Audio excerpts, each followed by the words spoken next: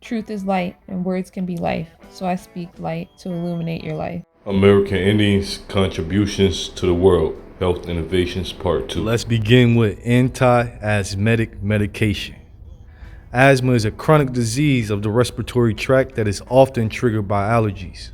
People with asthma frequently experience a feeling of tightness in their chest and have a difficulty breathing. American Indians living in what are now California, Arizona, southern Utah, and northern Mexico use a tonic of yerba santa to treat the pulmonary problem.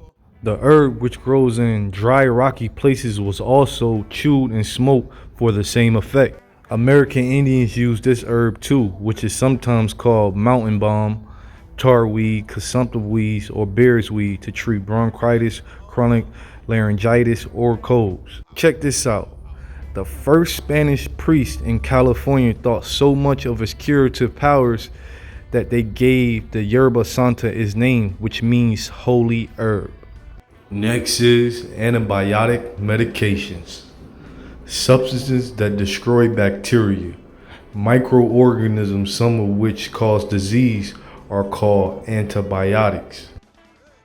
The Aztec used sap from the malgui, varieties of agave, to dress wounds, demonstrating a clear knowledge of its ability to prevent and cure infection. Although penicillin was discovered in 1927, modern medical science did not begin treating or curing infections with this antibiotic until 1941.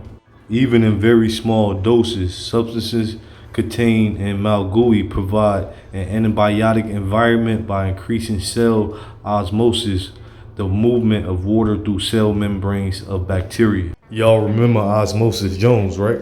When a semi-permeable membrane, such as a cell membrane, separates two solutions that contain different amounts of dissolved particles, water passes from the solution with the fewest particles to that containing the most. The presence of malgui sap literally pulls water from bacterial cells, which are a compound of mainly water and proteins, causing them to die from dehydration. Pre-Columbian Aztec physicians also added salt to the malgui sap to enhance its effectiveness against bacteria that were resistant to the malgui alone. In 1983, Bernard Ortiz de Montellano, author of Aztec Medicine, Health, and Nutrition, and a collaborator ran tests on malgui sap and found that it was effective in inhibiting the growth of some gram-negative and gram-positive bacteria, including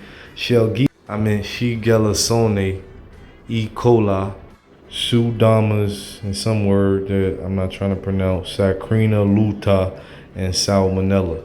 These are the most common bacteria known to affect wounds. Researchers found that compounds called polysaccharides and saponins in the plant were the basis for malgui's antibiotic effect. The experiments confirmed that mixing malgui sap with salt made it effective against the bacteria staph, unlike the sap alone. The Aztec were not the only pre-Columbian Indians to understand and use antibiotic plants to treat bacterial infections. American Indians living in the eastern woodlands and those living in what is now New England relied on cranberries and blueberries for infection cures. Both berries contain arbutin, a chemical that modern medical researchers have found to be an antibiotic as well as a diuretic.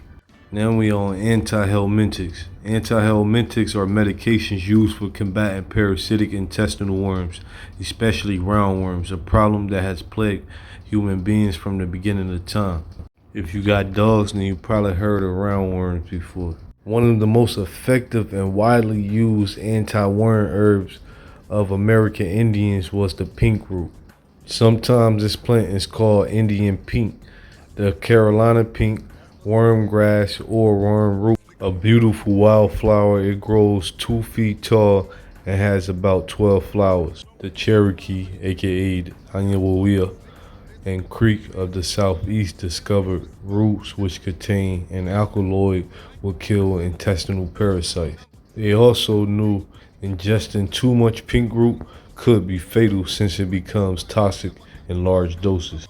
Early American colonists learned to use pink root to eliminate intestinal worms, mixing it with laxatives. It was either taken powdered or made into a tea and was a standard home remedy for Americans until the earlier 20th century when it was replaced with derivatives of alkaloids found in American Indian biopharmaceutical discovery. Now we on antispasmodic medications, but stay tuned because I am featuring a couple of our greats at the end of this video. Drugs that combat seizures and convulsions are called antispasmodics. Epilepsy is the most common seizure disorder. It was referred to more than 4,000 years ago in ancient Greek texts and in the Bible. The Aztec, whose civilization arose in Mesoamerica about 1100 AD, developed the oldest known medical treatments and medications for epilepsy.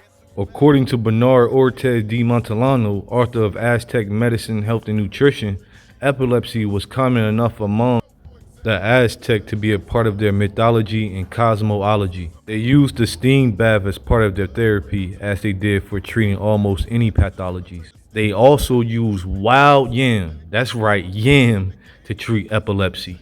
The yams contain a chemical sedative called saponin. I think I pronounced it right. They steeped the wild yam roots in hot water and used the tea orally, of course. Now, at the same time Indians were using medications for epilepsy, Europeans believed that seizures was caused by demons. They feared those who suffered from the disease so much that epileptics were often subjugated to exorcisms. That's crazy.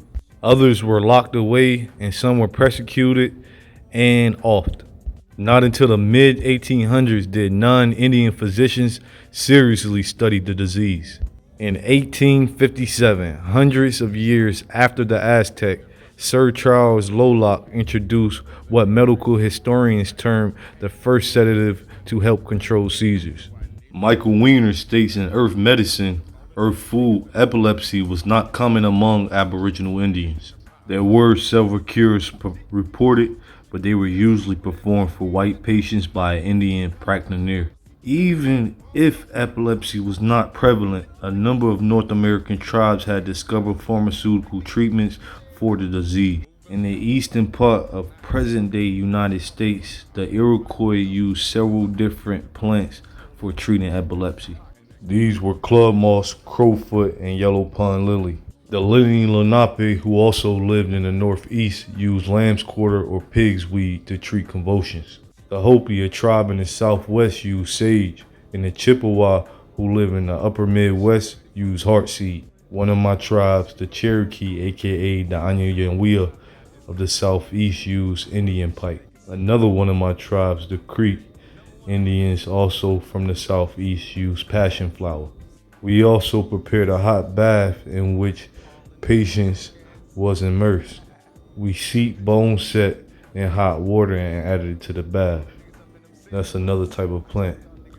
Now, remember what y'all just heard as we get into this knowledge with our greats. Just shouting them out and letting you know they exist. So please do further research on them. Peace, love, and power to my people.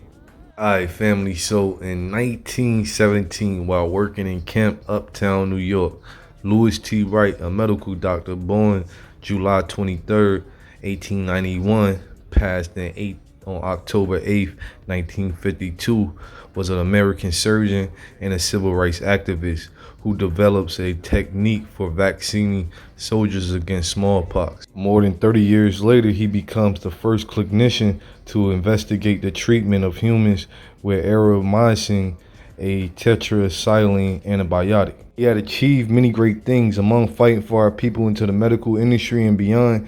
He's from LaGrange, Georgia, and served as the chairman of the NAACP for nearly 2 decades. In 1990, Sister Marilyn Hughes Gaston, a medical doctor born January 31st, 1939, is still presently living. She was an American physician, a researcher, and the author of a groundbreaking study on the treatment of sickle cell disease. In one of my most recent videos, I already taught you who had sickle cell and why they had it. It's ancient. She was the first woman and the first color woman, aka American Indian, to direct a public health service bureau. the Bureau of Primary Health Care in the Department of Health and Human Services, where she focuses on improving access to health care for the underserved. Last but not least, in 1927, William Augustus Hinton, a medical doctor born December 15, 1883, passed on August 8, 1959. He was an American bacteriologist and a pathologist, develops a test for diagnosing syphilis in affected patients. He helped create an improved version of the test 4 years later, and in 1936 authored a Syphilis and its Treatment, the first clinical medical textbook written by a colored physician. In 1949, he became the first colored person promoted to the title of professor at Harvard Medical School. Even though my motto is fuck they schools, because it's indoctrinated. Real knowledge, you're gonna have to search and find it because you know they hide it. But never mind that, please keep our grace in mind while we use them to innovate, motivate ourselves as we continue to elevate. Please stay tuned. I got another one coming soon. Peace, love, and power, my people. Smoking sessions with Chief Pressure. Smokestack light.